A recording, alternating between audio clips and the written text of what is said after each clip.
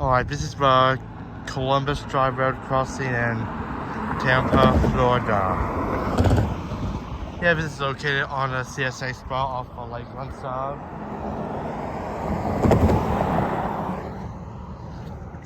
I'm not sure if Trust Studios, so I thought I'd get a tour of this crossing.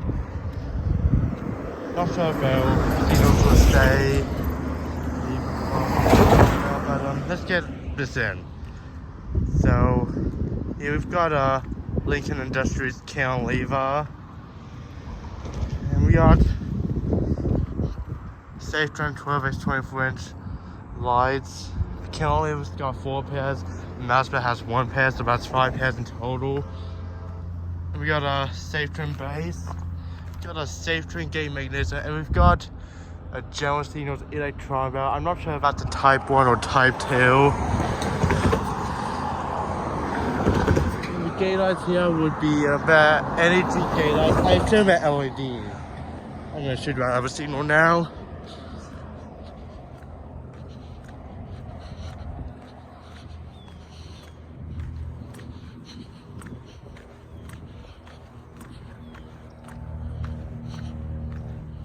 And we've got a Lincoln Industries cantilever, Safe Trend 12x 24-inch incandescent lights. Got a Safe Trend base, Safe Trend gate mechanism, and we got another General Signals electron belt. Again, I'm not sure if that's Type 1 or Type 2, and we got energy LED gate lights. And it's on a spot off the Lakeland sub. I'm not sure about Lion Studios, and I'm not sure if the signals will be removed soon. But this is gonna be it.